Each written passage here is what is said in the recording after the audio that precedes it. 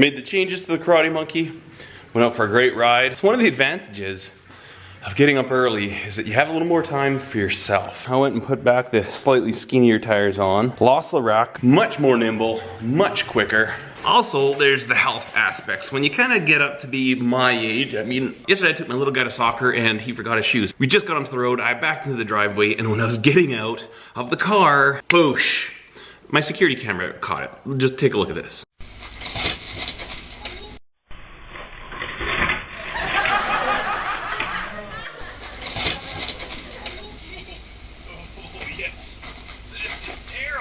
You hear of older people taking a fall and breaking a hip, or, you know, just being really sore and kind of put out for weeks. Luckily, I was totally fine. It wasn't a bad fall, but I thought, you know what? I need to start moving more. As I've become, you know, into adulthood, I just don't move that much. When we first started having kids, I was really into the marathons, and every single Saturday I'd run 20 miles and usually about 6 miles every single day, take Sundays off. When I look at where I am now compared to where I was then,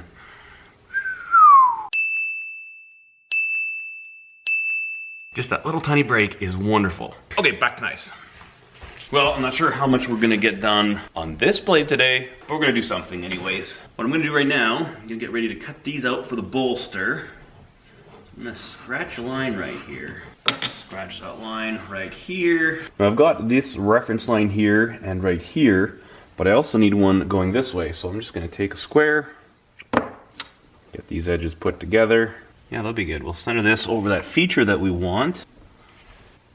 And I'm gonna mark that line right there. Hopefully this part will line up on both sides, but this should help us, you know, get as close as possible. Put one of these clamps in the vise here. We've got this line here, and we're just gonna line our block up with those lines, and then we'll clamp it down. Now, we'll be able to mark that out, and we know what we need to cut out.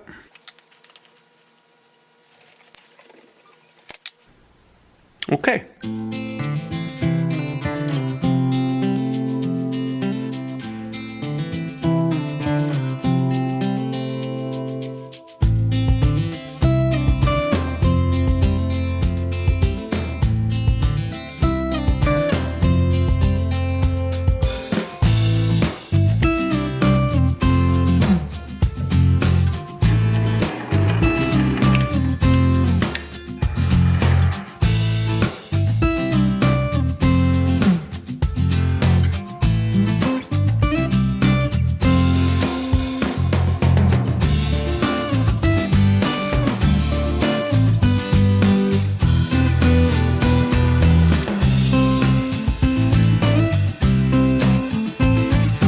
I'm just gonna tape this blade up. No sense getting any scratches we don't need on it. Gotta be careful when working around knives because that sucker's sharp.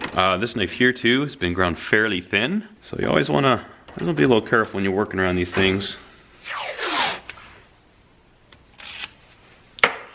This is a tool I use every single day. Simple X-Acto knife. Really handy for Kydex sheaths for trimming like the insides of them, and then for stuff like this.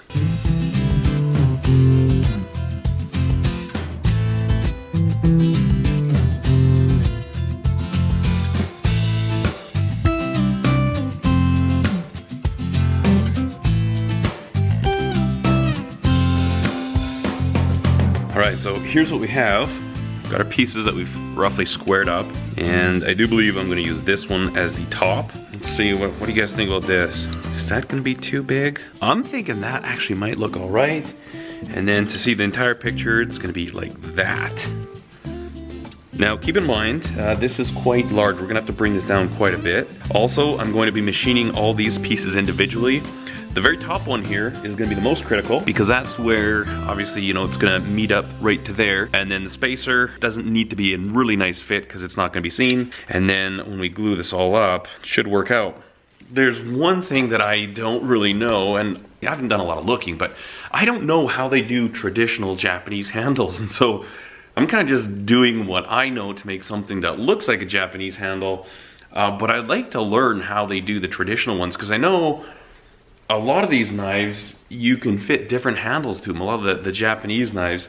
And even the one that we had purchased, we bought a Masakagi. It was a bunka. Which one was it? A Yuki bunka. It almost looks as though they bored a hole and then they just fill it with epoxy and then fit it in. I mean, the detail at the top of the knife isn't the most beautiful, but the knife itself is absolutely phenomenal, and that has to do with the steel and the way they heat treat it and stuff. I want to get these really nice, super clean, but I don't know how they do it traditionally. So that's something, if you know, or if you have any resources, like any videos that you might be able to point me towards, maybe leave them in the comments below, because the Japanese kitchen knives are what have me so excited. A little bit more on this knife here. I'm not sure if you can see, it's got a really nice distal taper there. When people say distal taper in a knife, they're talking about the taper of the spine. If the profile this way actually tapers out towards the tip. Also, one other feature to note, I've actually tapered the tang a little bit, so it's actually thicker and it tapers down. I just found it a lot easier to fit the tang into the handle. I've got these little notches there, and that is purely due to the way that I glue things up. I want to be able to have the epoxy in there, and just kind of creates little ridges, extra little catch points where the epoxy can grab onto. All right, so we're gonna put this top section in here. So measure the thickness of the tang, 0.150 divided by 2, 1.040 divided by 2 is gonna be. Right, we're gonna do the same thing to get where the tang is gonna be located this way. We wanna kind of center it in here. And I'll try and go a little slower and maybe really explain it well. So what we need to know is our overall dimension of this part here, right? This is where we wanna center. So we have we'll go 1.250. So let's write that down.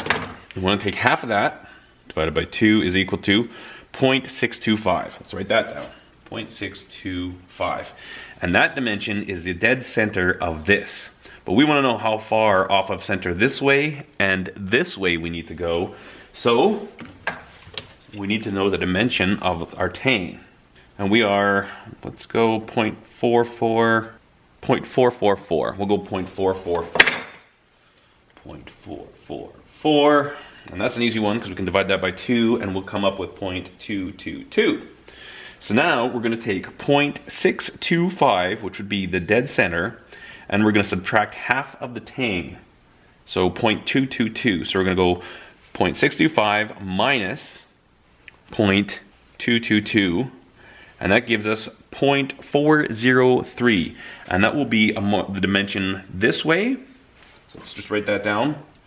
0.403. That will be this edge of our hole, because we're using this as our datum point. You always got to pick one side to work off of. Now we want to know how far it's got to come this way, so we will go 0.625 plus 0.222, and that's going to give us 0.847. So working from this side, we want to go 0.403. So you're going to make a light mark right here, and that's where we need that slot to go to. And then we're going to go 0.847. Make a mark there. So if you measure out our marks that we've just made here, we've got 0.443, 444. So really, that is the exact same dimension of our tang. Does that kind of make sense how you figure that out? It's once you do it a few times, it makes a lot more sense. It's difficult to explain. I undersize the hole in my milling machine, and then I fine tune it by hand with this brooch that I made, and then with jeweler's files. So let's head over to the mill and we'll put this thing in there and see if we can make a slot in there that looks like it might work. Key thing is we don't want to go oversized. Okay, so get the old eyeballs on this thing and see what happens.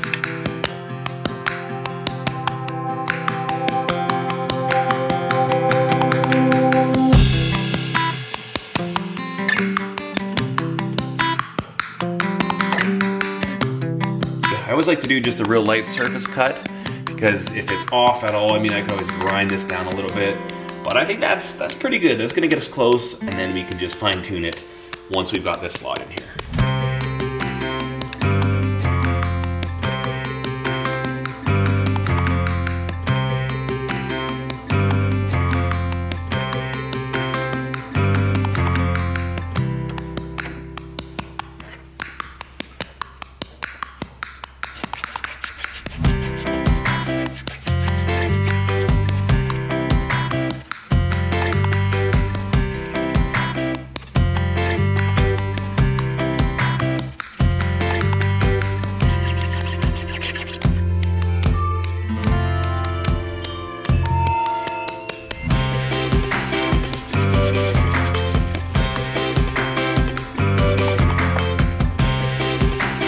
got our decent fit this way. We might have gone a little too far. I don't think so, but what I need to do is open the hole up this way now. So, to this bad boy. Burls, they've got a tendency to kind of chip out on you. So I'm just gonna do real nice, light, easy strokes. Not getting very crazy on it. And whenever I'm doing these, since this is gonna be the top, I always err on the side of taking too much material from the bottom, because if this is opened up a little bit too much, it's not as big of a deal as if I get the top opened up, because the top, I want it to be super, super tight. So I always err on the side when I'm doing these to take a little bit more off the bottom or the underside that isn't visible.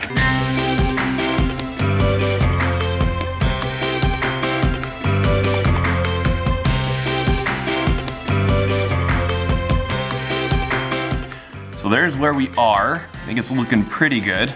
But I've actually got to go in for supper right now, and then tonight our kids are busy. They've got soccer, cadets, and dance. So my wife and I are like shuttling kids around all evening. I'm gonna have to end it right here. I was hoping to get more done on this today, but just with other obligations, I guess even a little bit is better than nothing. We also did cover a fair bit of information today, and I tried to get a little bit more in depth and clearly explain what was happening. Hopefully you found that useful. I hope you enjoyed the video, guys. If you did, give it a thumbs up. Be sure to subscribe to the channel if you have not done so already. And as always, I thank you so much for watching. Cheers.